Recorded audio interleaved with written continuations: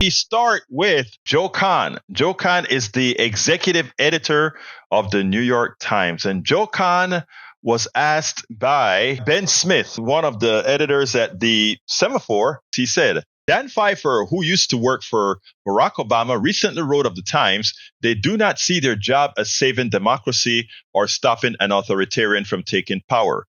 Why don't you see your job as we got to stop Trump? What about your job doesn't let you think that way? And the editor, the executive editor, Joe Kahn of the New York Times, gave an answer that sounded correct, but it's completely and ridiculously, willfully ignorant. But let's go ahead and put what his response was. His response was the following.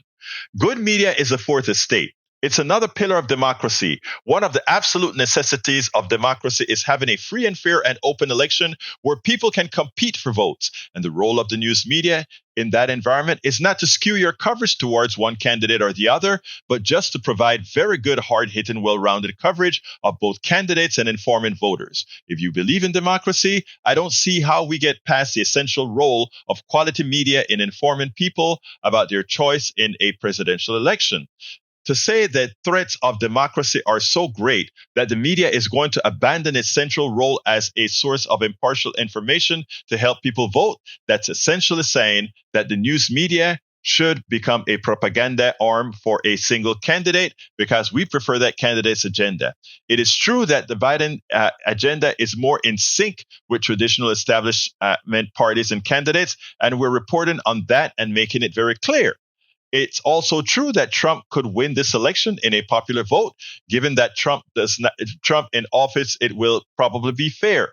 And there's very good chance, based on our polling and other independent polling, that he will win the election in a popular vote.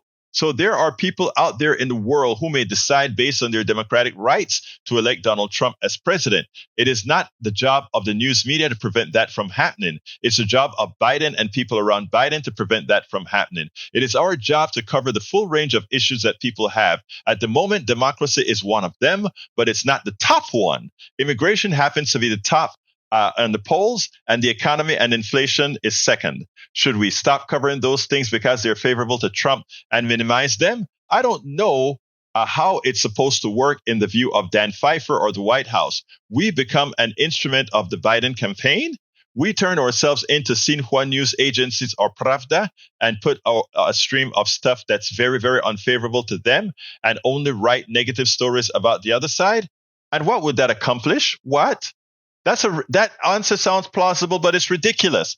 First of all, when he comes out and he say that the biggest issue on the American people's mind is the economy, or first immigration and then the economy and inflation, those are the things on people's mind that they would insinuate somehow Biden is failing at, not because of Biden, but because of the skewed reporting itself of the New York Times and others. They're the ones that come out and they lay the foundation for the misinformation that goes out there to the American people.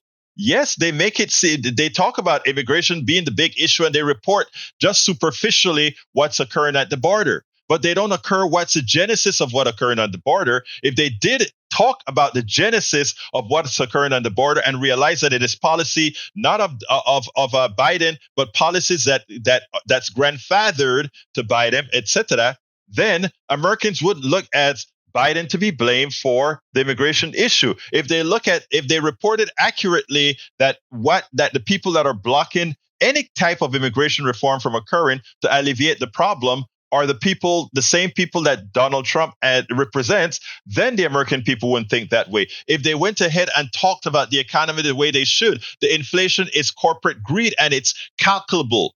If they went ahead and gave that information over and over again, the way they give the misinformation as if inflation is some magical thing that occurs just because there's money in the economy, then Americans wouldn't have the thought process that they have today. And we could talk about given the facts as they are and democratically having Americans vote for their best interest. But the same problem that he's talking about is a problem created by his entire paper. Well, not the entire paper. There are good folks in the New York Times who try to do some good reporting, but what they themselves are doing, and then they say, oh, but we are not here. We can't be bias towards Biden, etc. Nobody's asking for that. They're just asking for straight reporting. And what we don't get out of all these papers is straight reporting. If they did their job, then it would be okay. But the very naive portion of what he had to say, more importantly, is when he said, well, democracy is a third item on the chart. How doesn't this guy think through different levels of indirection? Can he see that if democracy is lost, the fourth estate, the newspapers, the accurate revelation of information by our news media is gone? Is he blind to that? Can't he see that that a free press depends on having a democracy? And if he is a paper of choice that is promoting or leaving a pathway for the one who would be anti-democratic to win, he himself is supporting his demise unless he thinks there's something in there for him. Again, Joe Kahn, executive editor of the New York Times. I have no idea what he's thinking about or how his thought process worked. But guess what? He did have a few good things to say about Biden. But of course, well, it has to be about war. The praises was for the war. Do you see the pattern here? You give him hell about the economy, you give him hell about immigration, you give him hell about democracy, but about the war, ha ha ha, it is okay, baby. Because as long as we're dropping bombs on those other people, it is fine.